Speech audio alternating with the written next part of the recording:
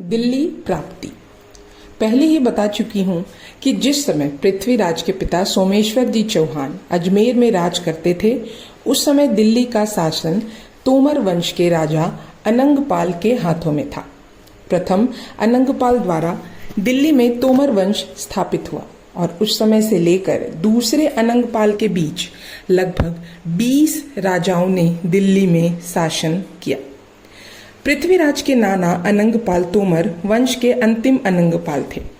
दिल्ली के शासन में बहुत उलटफेर होते होते अंत में शासन इनके हाथ में आया और उस समय दिल्ली ने फिर नया वेश धारण करके अपनी प्रतिभा दिखाई।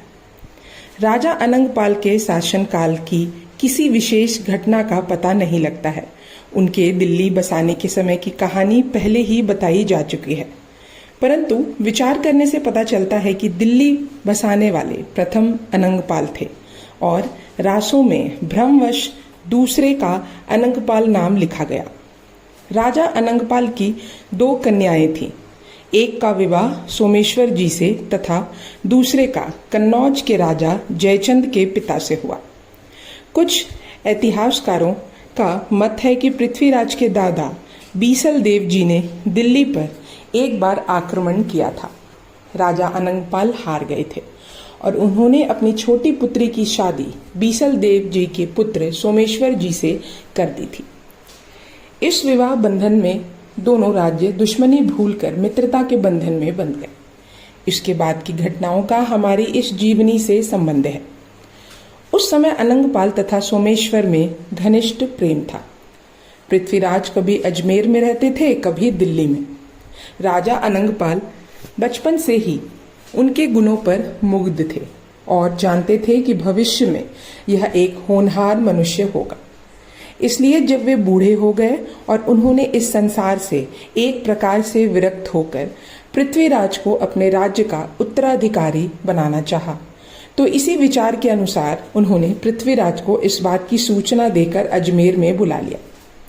जिस समय दूत यह पत्र लेकर अजमेर गया, उस समय पृथ्वीराज तथा सोमेश्वर जी दोनों बहुत खुश हुए, परंतु साथ ही साथ इस राज्य प्राप्ति में एक बड़ा झगड़ा खड़ा हो जाने का डर भी था।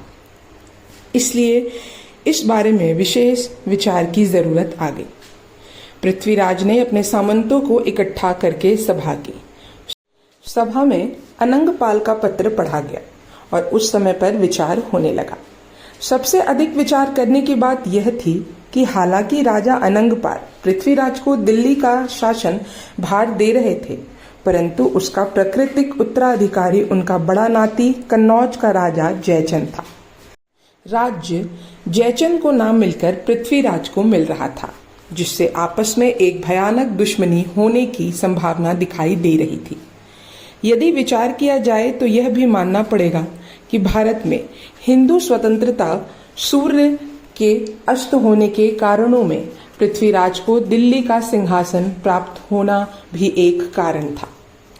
जैसी होनी होती है वैसी बुद्धि उत्पन्न हो ही जाती है के अनुसार ना तो राज अनंगपाल ने ही इस बात पर कुछ विचार किया और ना पृथ्वीराज या सोमेश्वर जी अथवा अन्य सामंतों ने ही।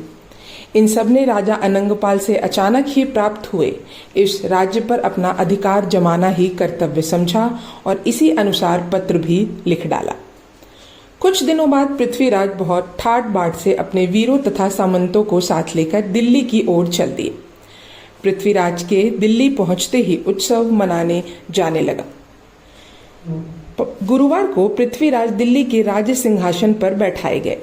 दूसरे दिन दिल्ली तथा अजमेर की संयुक्त सेना के बीच बहुत धूमधाम से पृथ्वीराज की सवारी निकाली और शाम के समय दरबार लगा।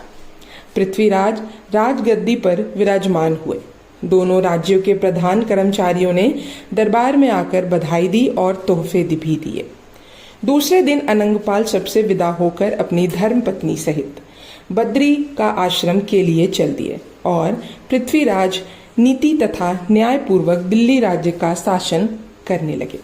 यह भाग यही समाप्त होता है। अब हम अगले भाग में जानेंगे माधव भाट। तब तक के लिए धन्यवाद।